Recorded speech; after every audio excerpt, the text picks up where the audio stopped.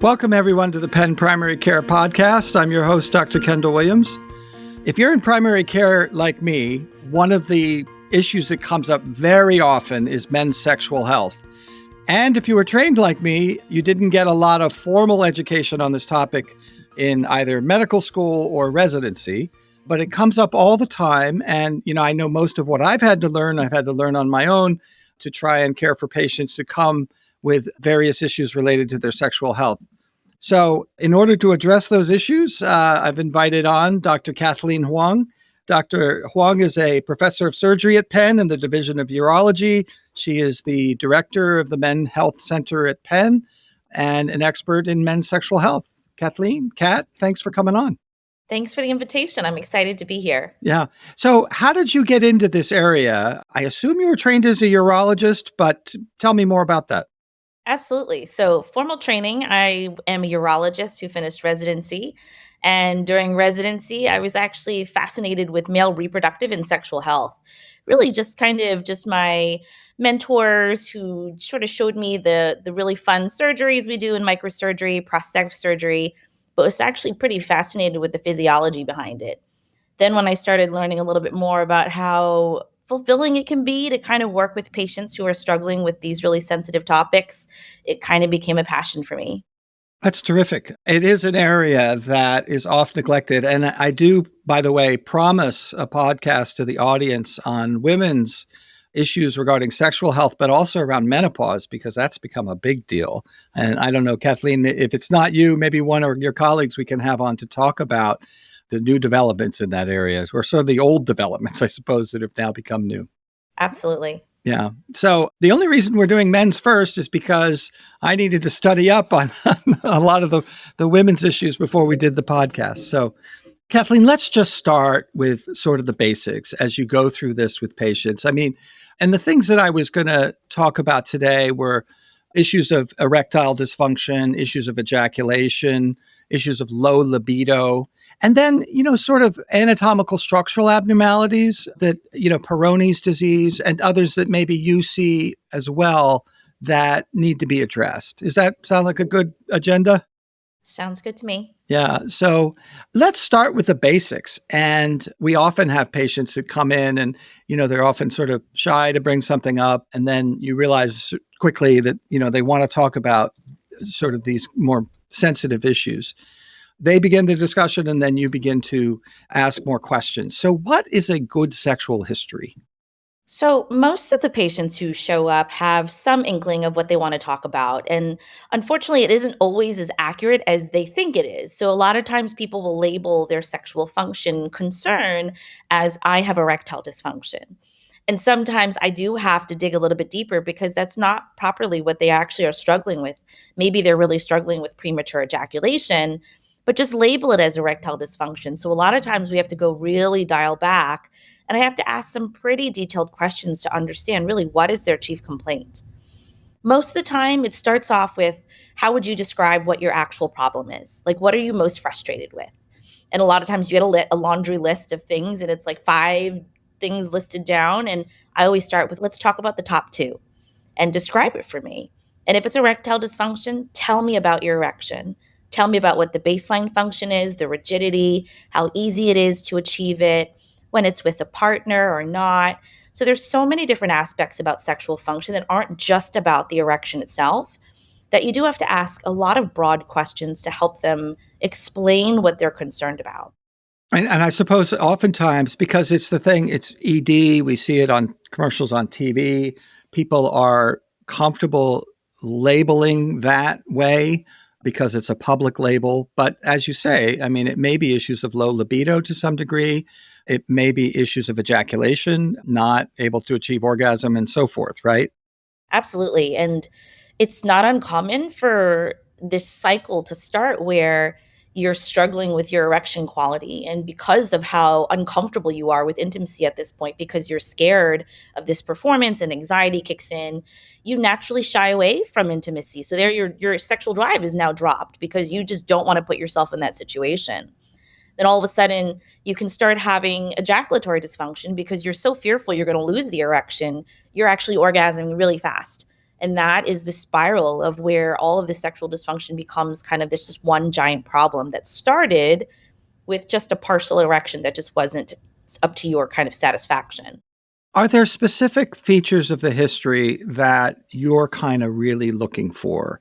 Because I know in your mind, you have a differential diagnosis in your mind as you're approaching this issue. You're trying to figure out what the problem is, as we just discussed, right? What is the actual problem they're having? And then you're also starting to form a differential diagnosis for the possibilities. Are there features, not so much about medications and other things, but features of the experience themselves that can help you tease those out? Absolutely. This is when we start asking about if there's a partner every time that they have a struggle, or is this similar when they're by themselves with masturbation? Is this a type of struggle that's across all types of stimulation? So we'll get as detailed as saying, do you struggle with this same problem when it's just by yourself and you're masturbating with manual stimulation? Is it the same with manual with a partner, oral with a partner, or just with penetration? And some of that provides information about whether or not there's a lot of mental, psychogenic, emotional component to it. Like part of this puzzle is really just this anxiety, or is it really just across the board? This is a true physiological problem. I was always taught that asking about whether men are having erections at night or when they wake up was a helpful piece in sorting out, is it psychogenic or is it sort of a neurovascular issue, right?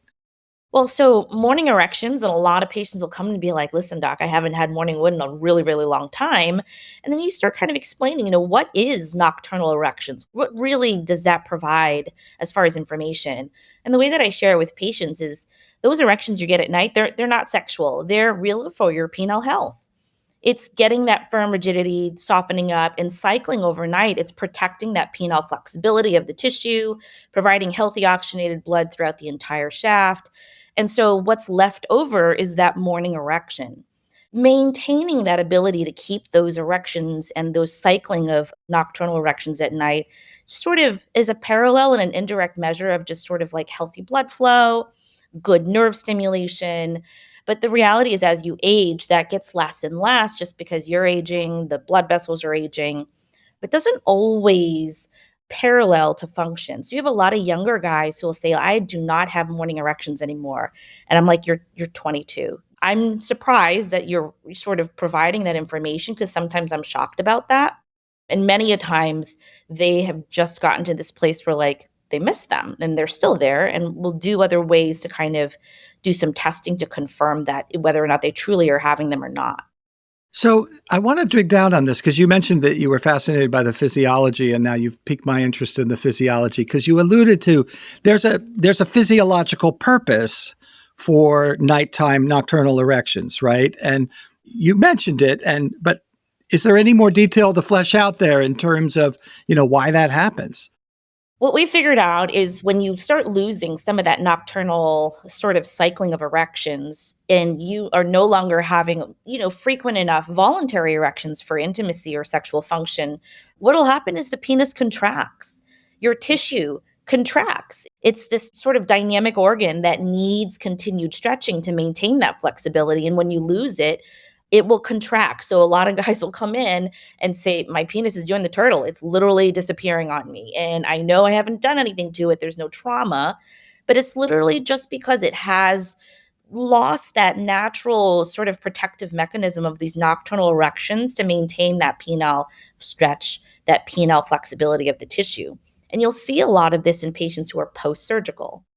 Because they have a period after surgery where they're not having natural erections. And then there's sort of a rehab process that needs to happen to get back on track, right? Exactly.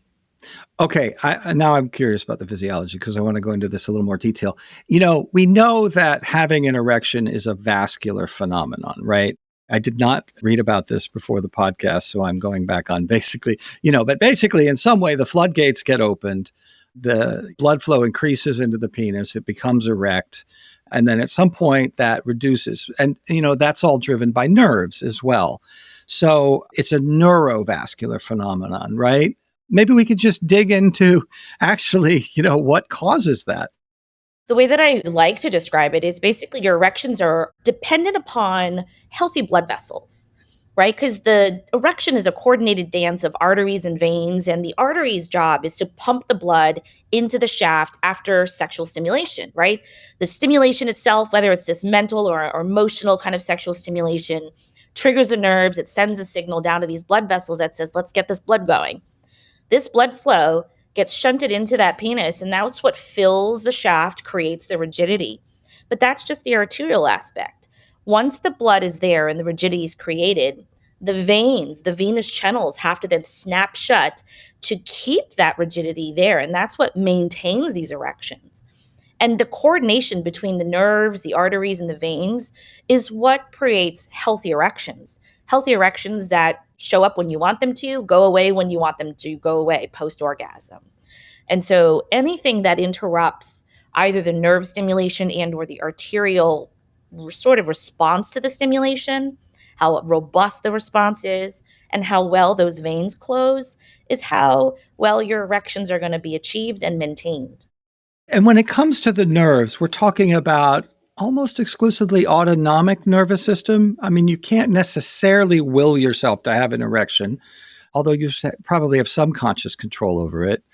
But it's mostly just autonomic, right? Yes, 100%. There's rare instances where patients can genuinely just say, listen, I can do this on command, in the midst of, doing my taxes. I can get an erection, no problem, like no sexual stimulation necessary. But the average person, it is a pure autonomic response. Mm-hmm. So then I guess the problems that arise are, impacting that system, the arteries, veins, or the nerves, or their coordination in some way, right? And so let's just talk about the common causes of erectile dysfunction, meaning, I guess, the whole category of things that somebody is not able to have an erection that is sufficient to complete sexual activity, right? Right. So top winner in this are going to be like vascular sort of etiology, right? And so the patient population who struggles with ED the most are guys between the age of 40 and 70. You're going to see high blood pressure, diabetes, and lipid issues or cholesterol issues. And that's how I describe like as the triple whammy. If you've got the triple whammy, your blood vessels have aged faster than you have. And unfortunately, they're going to misbehave earlier than you think should ever happen. So sometimes patients will come in and they're shocked that they have these struggles with ED, but they are a poorly controlled diabetic. They're literally in the office and their blood pressure is wildly out of control. They're on, all these medications, and yet they have very little insight into why they have ED. That's the first question that they have. They're like, "Doc, I have no idea." And I'm like, "Well, I do." Let's talk about what we need to do for you. When we talk about blood vessel abnormalities in my world, in my internal medicine, particularly when it relates to diabetes, we talk about microvascular changes, right? The things that we also see manifested in the retina with retinopathy, nephropathy, and so forth. And then we talk about macrovascular, where people are, clogging with plaque. We see coronary artery disease and so forth. And I imagine that problems with blood flow come in both forms and could contribute to erectile dysfunction. Diabetics have both, but I don't know. These aren't that small of blood vessels. I imagine this is mostly a macrovascular phenomenon. Mostly. So mostly a macrovascular kind of phenomena where the blood flow that is supposed to be shunted down into the penile corpora, which are the cylinders in the shaft that are sort of where the erectile tissues are kind of waiting for all this blood flow to get there, are just not receiving that level of blood. Right? Now, a lot of folks will talk about, hey, we have all these like new vessels that we're regenerating with all these new technologies in the penis itself.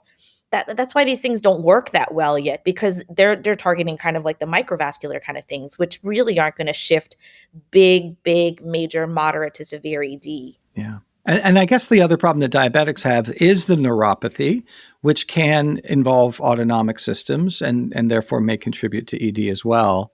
And I would imagine other folks with neuropathy. I know, folks who are alcoholic. My understanding is they also can have problems with ED. That may be part of a neuropathy, maybe other issues. It may be the direct effect of alcohol on the overall system. I'm not sure.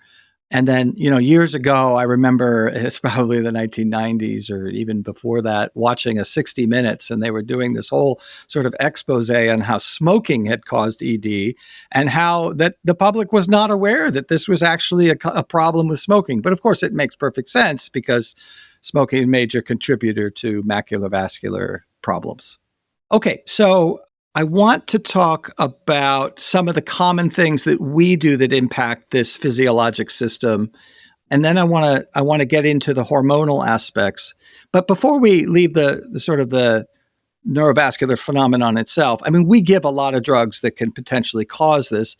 I remember reading in my youth, if you will, that any antihypertensive can have an effect on erectile function. And so some patients, some more than others, but any specific one. Is that generally true? Or are there ones that you look out for when you're taking a history that you think could be playing a role more than others? So, usually when I'm looking over the med list, right? So like anything that alters blood flow, anything that changes that in its sense has a role to it, whether it's the big piece of the puzzle or a small piece of the puzzle, it's still part of it. The classical ones where we're always like, ooh, red flag, are like the beta blockers, right? So patients who are on very high metoprolol doses, I'm like, listen, this is not helping for sure. Now, obviously, your priority is like your heart health. We're not here to piss off your heart. We're here to work with you, but this is a medication that is certainly not making erections easy to get. The other category we deal with a lot related to sexual function, not necessarily to ED, although I don't really know, is SSRIs, the antidepressant class, the Zolofts, the Prozacs, the Lexapros and others of the world, although I think Lexapro has a little bit less of a side effect of that. It's often why we think about drugs like Wellbutrin or others, because patients come in and say, they're really having issues with the sexual function. Any thoughts on that category and what you see? Well, it's sort of this strange kind of situation where you have patients coming in asking for SSRIs because of premature ejaculation, right? The off-label usage of them to help, last longer, to increase their latency time frame after penetration. But the strange kind of reality is that a well-known side effect is it could drop your libido, right? Changing your sexual drive. It could make it more challenging to get erections that are quality and the ability to maintain them. And so you always have this sort of like balance of being like, okay, well, we can certainly explore SSRIs to treat your sexual function complaint of premature ejaculation. But let's just be clear, it might cause other ones that you currently don't have. Then there's the separate patient population where they're on SSRIs for mental health issues, right? And they're doing great on it, but they're like, I'm really struggling with these sexual function complaints. And it's really changing the quality of my life in a different way that I just was not hoping for. And so oftentimes you are like, okay, is this the only medication class of drugs that works for you? Or can we talk about alternatives with your provider? Is there something else out there that can be equally as effective for your depression, but maybe less sexual side effects? Sometimes it is a discussion with patients that we have to caution that it isn't as easy with some of patients who are on SSRIs to just wash out of these drugs that easily. Sometimes these side effects linger and well beyond what you would expect the average, person stopping SSRIs. And so we always pre-warn folks, right? Like these are things that are well established. We have to make you aware before you start taking this, on demand or even daily for premature ejaculation. Interesting. So I want to get into very commonly the psychogenic causes, but I want to go back to the physiology a little bit because there's issues of erectile dysfunction, but there's also issues of libido. And I wanted to ask what role testosterone plays in this whole cycle. I had always thought of testosterone, somebody has ED, well, let's check their testosterone levels.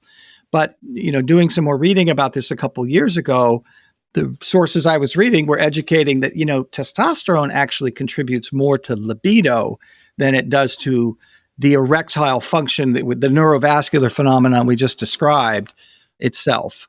But educate us about testosterone in this whole paradigm. Testosterone is so popular, so very popular at this moment.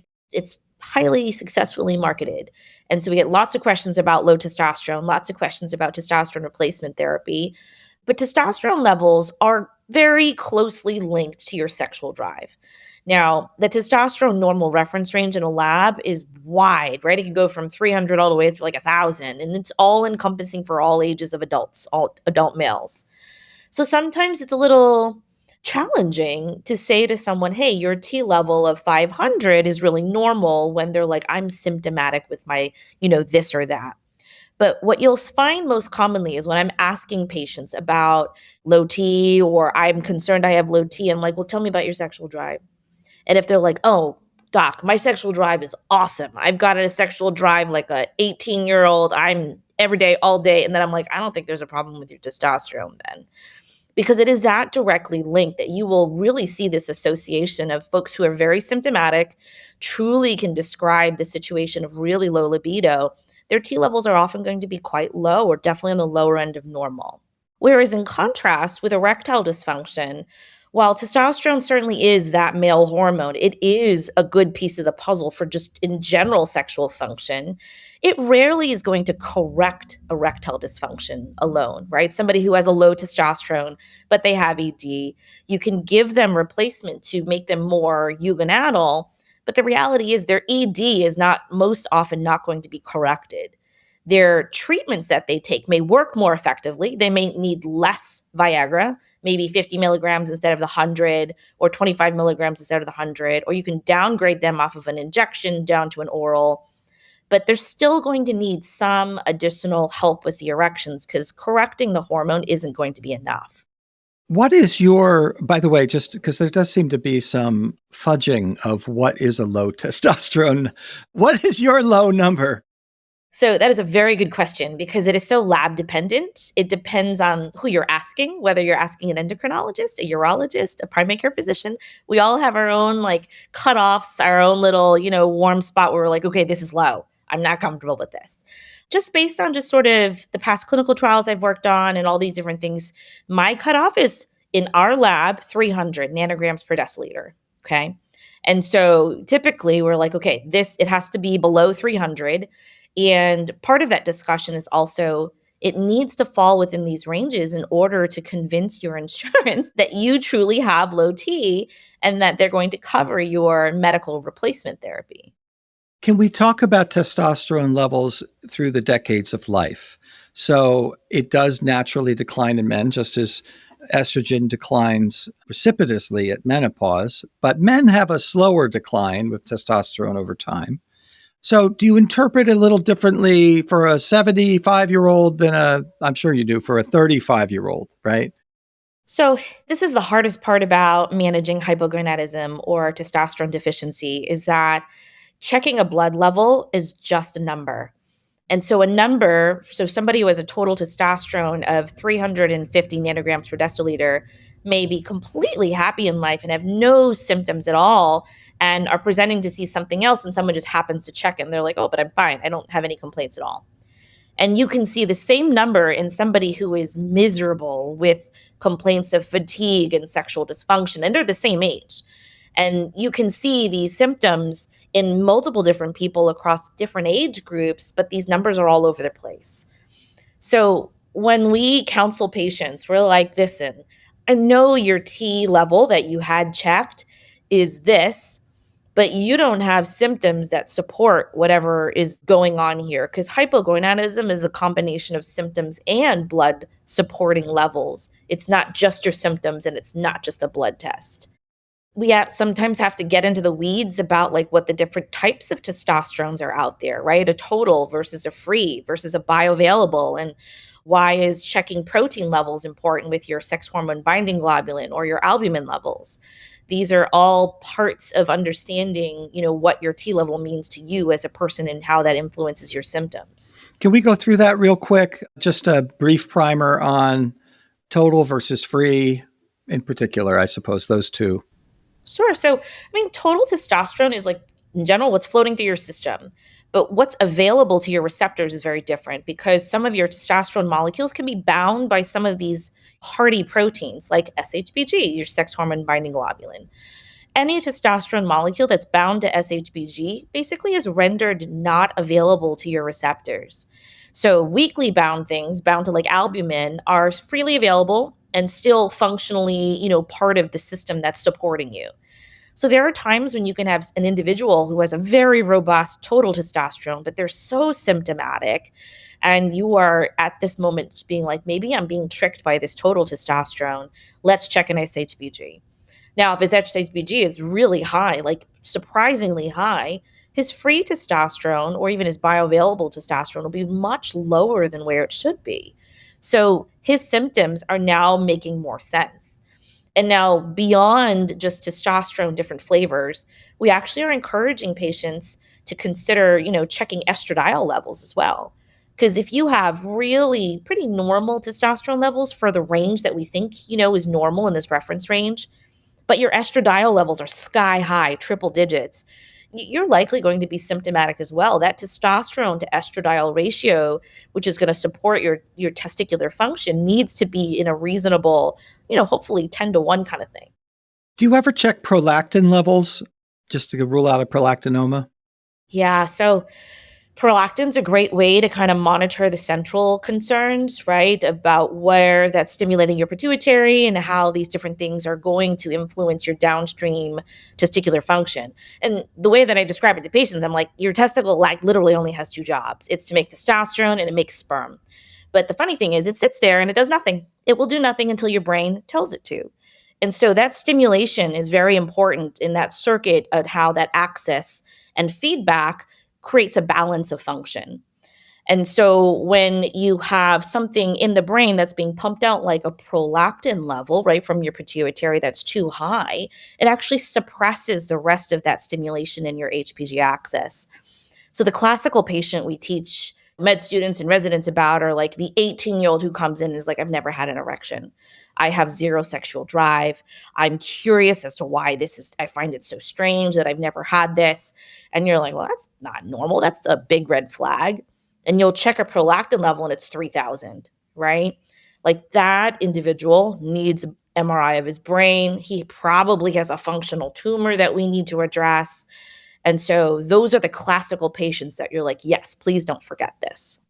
I want to go back to the sex hormone binding globulin because you mentioned a scenario where the free will be low because their total's fine, but what causes sex hormone binding globulin to go up, or do we know? So there are a couple different scenarios, right? So like chronic diseases can do it. So one really classical one is like, COPD. Chronic liver diseases can do it. And sometimes we find them incredibly high and we have no idea why. And then I'm like, oh, maybe you haven't been diagnosed with the things that we know about. But we'll ask, right? And obviously, like, I'm not the medicine person, but I'm always like, okay, there's a list that I'm supposed to ask you about because your SHBG is triple digits and I don't like it. And so we do. We engage with our PCP, counterparts to be like, hey, I'm really worried about this because it doesn't make sense to me. Yeah, that's interesting. So, okay, I'm thinking of questions as we've gone through this. They're not on our outline, but we all have to do Medicare wellness exams on our patients. These folks are on Medicare, so they're generally 65 or older. And as part of that, there's a list of questions that we have to ask them every year. And one of them is about sexual health.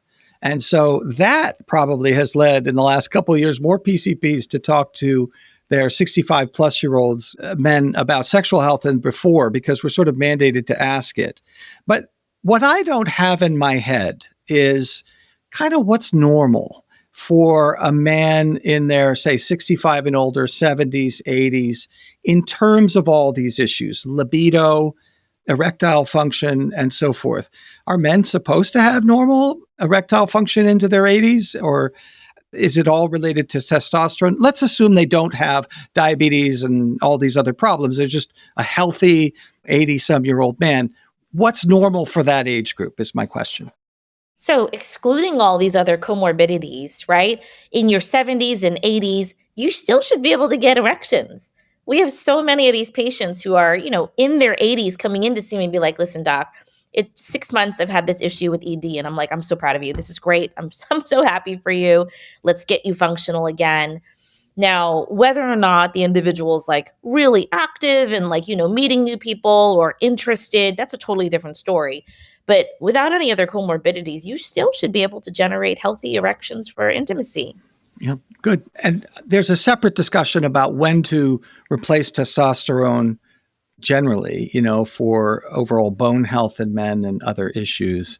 And that's changed, I know. It's a separate part of this discussion, but I know it's part of your field of replacing testosterone generally in older folks, in older men for all of those issues. And I know that recently we've come to the conclusion it's largely safe to do, right?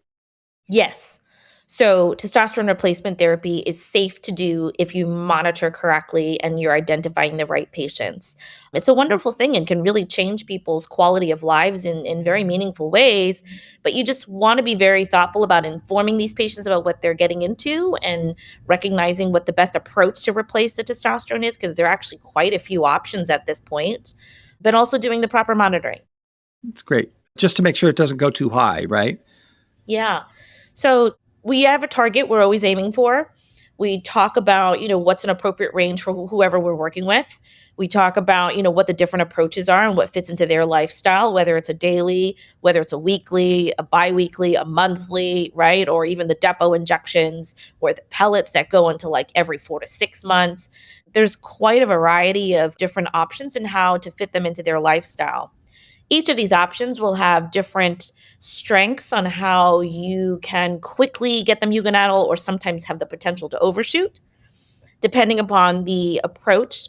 Like, for example, a testosterone pellet has a pretty high rate of generating erythrocytosis, right? So 25-30% of all patients who have testosterone pellets are really going to have to pay attention to their H&H to ensure that they don't develop really, really sort of high levels where we're going to have to start having them be phlebotomized. This is a much slower, lower rate of developing erythrocytosis in topicals and are sometimes more preferable depending upon the age group. What's the high testosterone? You mentioned 300 to 900. Is over 900 sort of raise concern you need to drop the dose? So there are some patients who really love being above that level. And I'm always like, listen, this is super physiologic. Like your body is not naturally made to generate these kind of numbers. And so I know you might feel like this is normal for you, but this is neither necessary nor where I want you to be. And so I often warn patients, like if we're going to do this TRT journey together, I'm really aiming for 5 to 700. So I want to skip back and talk about the psychogenic aspects, and then I want to go forward into treatment. And then I really want to make sure we have time to talk about the folks who have had a prostatectomy and what they can expect, because I have a lot of folks in that category. But we have psychogenic as a cause of low libido, of ED, and a very common cause, right? Literature I was reading did talk about penile tumescence testing that can be done to potential sort out whether people are actually having nighttime erections. I don't know how often you end up having to order that, but I'm curious about that testing. So nocturnal penile tumescence testing used to be a very commonly ordered thing. They actually had this machine, it's called a Rigiscan, that we would have 1 or 2 units in the office and we would just rent them out for patients to take home at night. And essentially what it was is this band of a cuff that went around the penis at night and had a couple wires that, followed out, but would trace how many erections, rigidities, the stretching. Basically, it would track and trace the stretching overnight. And then you'd look at the tracing. It was like an EKG for your penis. But we would look at them and say, okay, you had 3 or 4 cycles. This is pretty solid that you've got great cycling at night. I'm feeling really positive about your function. But the reality is it's kind of fallen out of favor just because the machine itself is really expensive. It would break and it's hard to get now. Now, a lot of folks have made parallels where they're like, we'll just put postage stamps, like old school postage stamp, the ring around the penis. And if it breaks, that feels good, right? That means, okay, I got an erection at night and I didn't even know it. So there are simple ways to look at that, like home kits that we have sent people home with. What we are doing now, sort of in place of that, is not replacing the nighttime kind of monitoring, but we do penile Doppler ultrasounds now. And this is where we're generating erections, and mid-development of this erection, we're monitoring the arterial flow, we're monitoring the venous flow. And for somebody who is concerned about ED, but has rock solid normal waves of peak systolic waves and end diastolic waves, you can reassure them your vessels are beautiful. They're doing amazing things. And a lot of times they're like, oh, really? And you're like, yeah, there's no evidence that your vessels are not happy. It's funny because there are certain tests in medicine, like tilt tests, for instance, that have no diagnostic value, but they have therapeutic value. Once you give somebody a diagnosis, they get a lot better, even if the test was a sham, right? So, not that your tests are a sham, but I'm curious as to whether or not folks get, if you tell them they're fine, and all of a sudden their problem goes away. So, this is a phenomenon in medicine. But I want to talk about Viagra, not just Viagra, but PDE5 inhibitors generally, which I guess I was probably in residency when these came out to much fanfare. And, listen, Viagra was one of those true developments and advancements in medicine. It solved a major problem very successfully, right? Sildenafil. And now, the other one I'm most familiar with is tadalafil. And I'd be curious to see what you think of others in addition to that. And, of course, Viagra, sildenafil comes as 50 or 100 milligram pills, as far as I know, comes in 8 pills a month as a standard prescription. Tadalafil comes as 20 milligram pills, tadalafil is longer acting, right? In the sense that it will last longer in your system, allow you to have erections over maybe a 2 to 3 day period as opposed to a 1 day period. Comes as 20 milligrams, but it also is FDA approved for urinary flow at a 5 milligram dose, right? So I wanted to get all that intro out of the way so you didn't have to say it. But are there any pearls within those two drugs and how you use them? Sure. So Viagra is old and tried and true. It's been around forever. Sildenafil is generic and relatively cheap, right? So great for a starter, but it's short acting. The other trick is Viagra has to be taken on an empty stomach. If it's got food in the stomach, it doesn't get absorbed. The response is blunted. People get really frustrated when there's inconsistencies. And so when we first start prescribing Viagra, I'm like, take this on an empty stomach. If you're not taking it on an empty stomach, you're going to be really sad when it doesn't work as well. And so anytime I start anybody on an oral PDE5 inhibitor, I tell them like, listen, the first 6 to 8 doses, this is by yourself, sir. You're not allowed to involve a partner yet. We need to prove to you and to build confidence that when you take this medication on an empty stomach, when we start changing the scenarios, we're going to take this 3 hours after dinner. We're going to create all these different trials so that you understand in this scenario, I've already done this. I know what my body does. I know what kind of erection I'm going to generate. Only then can you feel confident enough to be with a partner and not worry, what is my penis going to do, right?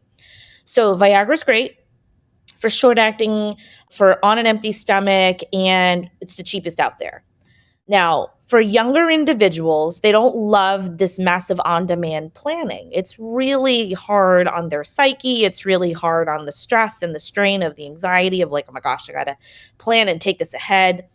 Cialis doesn't care if you have food or not in your stomach. You can take it with a full dinner and it still does just what it would if you took it on an empty stomach.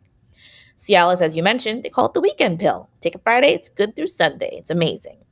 The best part about Cialis is the 5 milligram low dose daily. Double FDA approved, erections, and voiding function, just because it's really improving the blood flow to the pelvis. The way that I frame this to patients, and I'm like, you're going to be taking this every day. You cannot think that every time I take this pill, I'm going to get an erection, right? This is a vitamin for your penis. You're taking it every day. It's there for you to boost your natural sexual erection when you want. So you don't have to stress about planning. You can rely on the fact that it'll be there for you. It is typically not covered by insurance, but we use GoodRx coupons and get it very affordably at just about any pharmacy. So great. Levitra, not a huge fan, right? Older as well, very similar to Viagra, but just does not have the same efficacy. Stendra, the newest kid on the block, it's not that new anymore. It's still like 10 plus years old. The claim to fame is that it had the quickest onset of action. Once you took it, dissolved fast, absorbed fastest. It's not that much faster, and it's just a whole lot more expensive. So we really are still sticking to Viagra or Cialis now. How long does it take for Viagra to kick in? So on average, we tell folks everybody should be taking it at least 1 hour before you want that erection to kick in. For some individuals, they can clock it and they're like, it took me about 35 minutes. Fantastic, right? We tell them, do your own little mini trials at home. Figure out how long it can take to actually absorb for you to start getting these erections. Because then it makes it easier for you to plan and meet people, partners. And so you're less self-conscious about it. So these drugs are like a rising tide that floats all boats. I mean, almost in a sense, it doesn't matter so much what the cause of your ED is. They can at least probably help. So is that right in general? Unfortunately, I share with them, I'm like, it really this whole cachet of treatments that I have for your erections, we don't care why you have ED. We're going to share the same cachet regardless of why you have erectile dysfunction. And then we cater to how your response is, which seems a little kind of like, sledgehammer approach, but that's kind of where it is. So you have patients then that fail Viagra Cialis. Many. Yes, right. So it's not uncommon to fail. Is there data on that? How many fail, by the way? I guess it depends. I mean, you get your post-prostatectomy folks and others, right? So what we tell folks, PD5 inhibitors are really going to be effective for mild ED. Anything more than mild ED, it's not really going to be your one solution. Yeah. So then what are the options? This is a point at which I send them to you, by the way, because I've run out of my options. So now I'm sending them to you.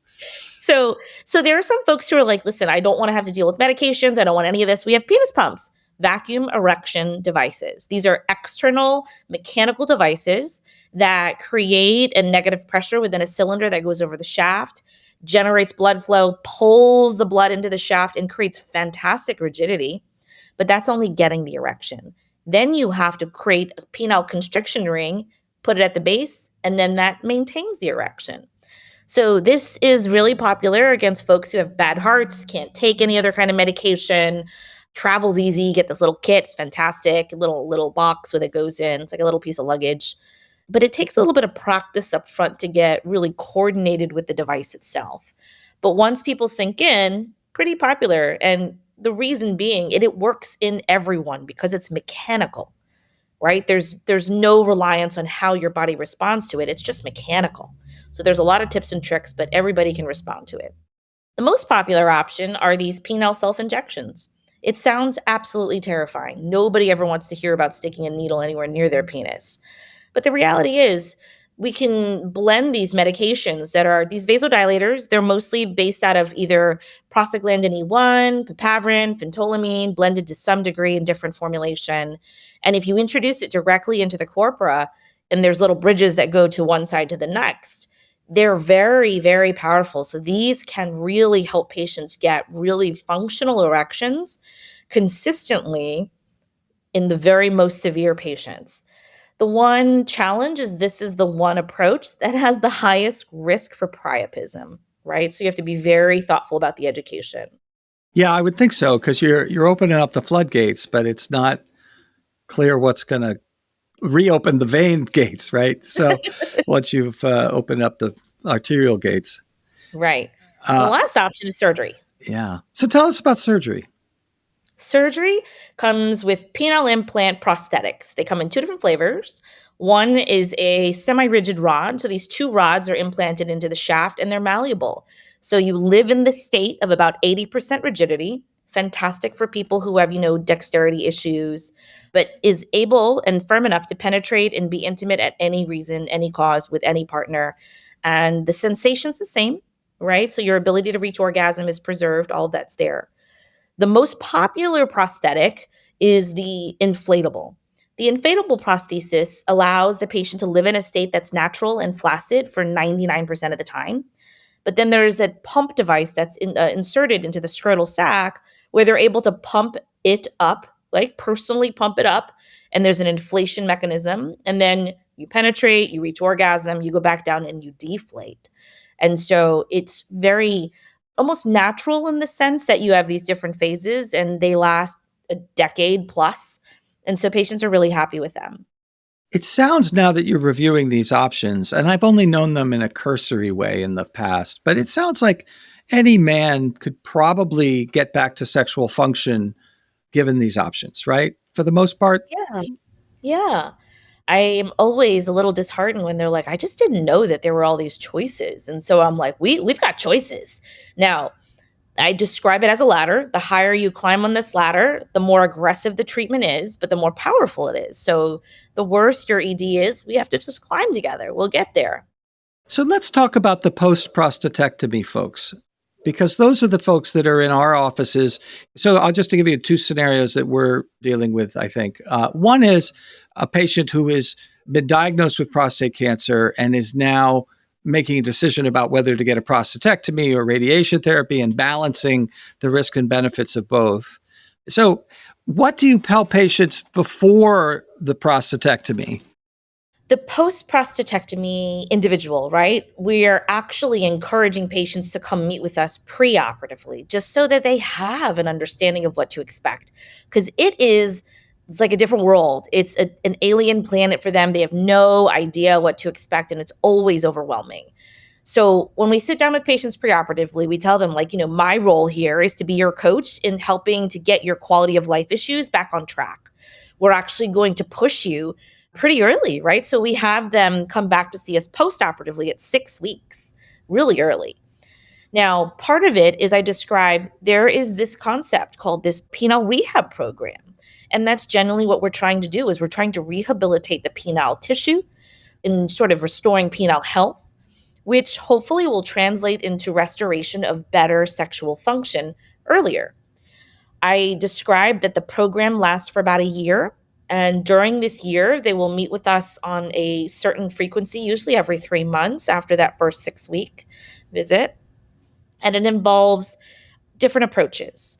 One of the first things that we talk about is, warning them about that loss of penile length, about that contracture, about that turtling, because that's always very startling and very bothersome for patients. And if they don't know to anticipate it, it can be really panicky for them. The other aspect is we talk about that you should expect that you will not have any erections for the first 6 to 8 weeks. Do not expect erections because you will be disappointed. Your nerves are in shock. Your pelvis is in shock. Everything is in state of inflammation. Nothing is ready for your body to put any energy into fixing any of this stuff yet. We talk about the different approaches with utilizing the PD5 inhibitors, utilizing the vacuum pump, utilizing injections. So basically every tool that we have, we're going to implement at some point during this year to get the stimulation going. What numbers do you quote now to folks what they can expect after? Well, I mean, you basically said that 100% of people can eventually, depending on what tool they end up using, that 100% of people can basically get back erectile function. But, what percentage naturally will lose it? And then through a rehab program that you outline, how much better can you get those numbers? So these are one of the first questions that people ask. They're like, am I going to be myself afterwards? That's the biggest question. So it depends, right? So it depends on, did you have erectile dysfunction before surgery, right? So if you had ED before surgery, then we're working harder in an uphill battle. If you had completely normal function prior to surgery, the likelihood of restoring all of your normal function, it's not a slam dunk, right? So we tell them it's probably about, 30 to 40% that are going to have zero change to their sexual function, right? Now, a lot of folks define success differently. Success to them can be, I'm functional. I just need to be able to generate an erection, to be able to be intimate with a partner and penetrate when I want. Okay. We can get there. It just depends on how comfortable you are in all those different treatment options that I just described. Most patients want natural. Most patients want, give me back what I had. And it's a little hard to hear that only truly really happens in about 30% of patients. Okay. And that is not even going into the intricacies of like what your cancer surgery was like. Did we have to take a nerve? Did we have to take both nerves? Because the approach to doing a prostatectomy is oftentimes dependent upon the severity of the prostate cancer. For more severe, higher grade, nastier cancers, they have to go wider, which means you're losing your nerves. They're cutting them out to do the right cancer surgery. Those are patients who are not going to get their function back. We just took your nerves out. It's in pathology, right? So it depends. And some patients are frustrated that I can't give them a rule that everybody follows. But I tell them your body is different than everybody else's. Your cancer is going to be different than everybody else's, and your baseline function is different. And so there's so many moving parts. All I can tell you is we will start from the starting line after your surgery, and then we'll get you moving as soon as you can. What penile rehab program wise does is it doesn't miraculously make your erections better. What it 100% does is it makes patients feel supported. It makes them feel heard and seen and not lost. And so they can navigate the first year after having surgery easier. And they have an advocate to kind of talk to about these really sensitive issues of like, listen, every time I cough, I pee myself, right? Or I can't even think about sexual function because I'm leaking all over the place.